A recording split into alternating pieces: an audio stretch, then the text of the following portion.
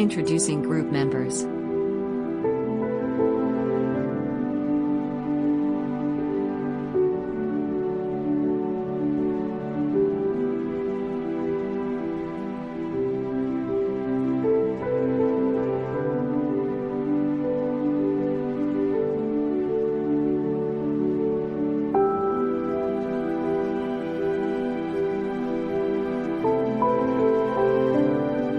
Hi, my name is Wasif.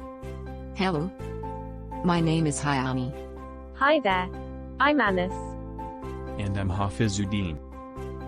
Before we dive into the presentation much deeper, I would like to introduce the selected foodborne pathogen by our group, which is Salmonella typhi.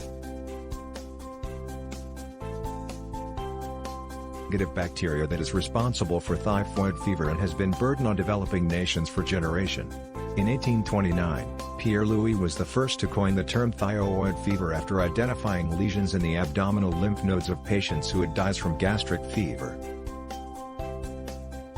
Salmonella typhi is a bacteria that infect the intestinal tract and the blood. Symptoms may vary from mild to severe and usually begin 6 to 30 days after exposure. What the characteristic of Salmonella typhi?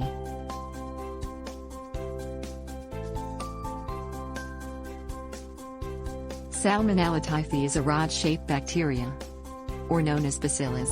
Bacteria cell Salmonella typhi is motile bacteria and able to move due to flagella. Flagella is a special organelle on the outside of bacteria. It also has 3 layers cell membrane, which are outer membrane, a thin peptidoglycan, and inner plasma membrane. Besides, Salmonella typhi is an aerobic organism, where it is need the oxygen to survive. Source of Salmonella typhi.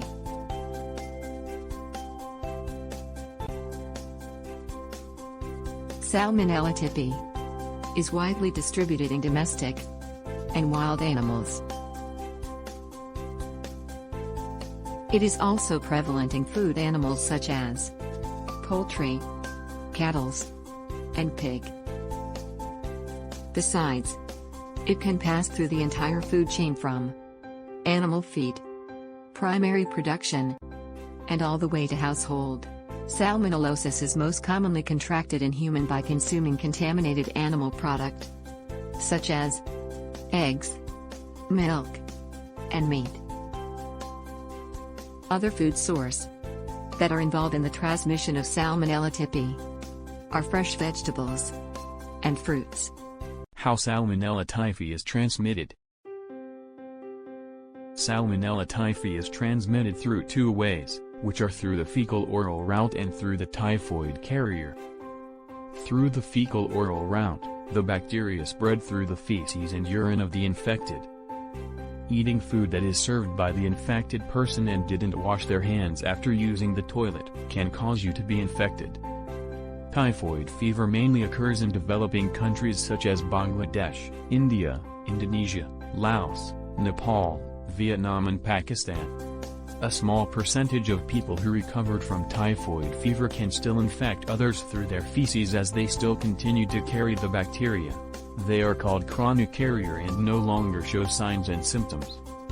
Typhoid fever symptoms include sustained fever as high as 39 to 40 degrees Celsius, weakness and fatigue, stomach ache, headache, diarrhea, dry cough, loss of appetite and weight loss, extremely swollen stomach, flat rose-colored spot rash, and sweat.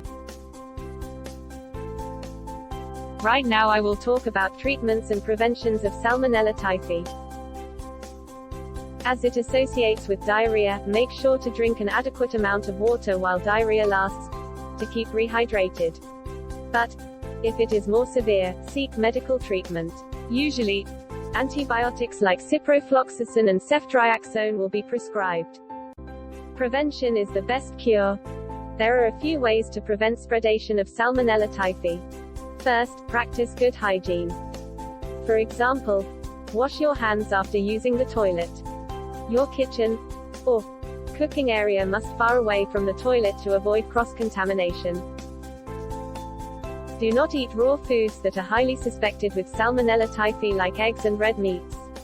Instead, cook it at a suitable temperature. Secondly, you can get the typhoid vaccine at your nearest clinic or hospital. This vaccine must be taken every 3 years, especially for food handlers. Thirdly, food regulation.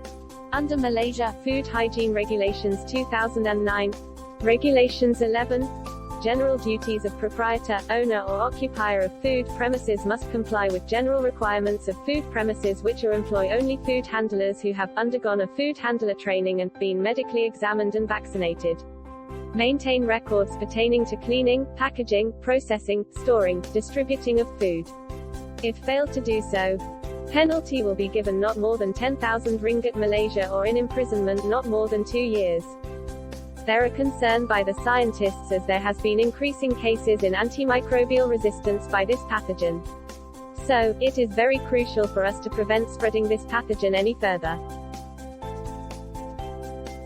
As conclusion, Salmonella typhi is a pathogenic organism that has been causing foodborne illness for a long time. Its characteristics play a role in their resistance. The symptoms and transmission of Salmonella typhi infections also have been studied.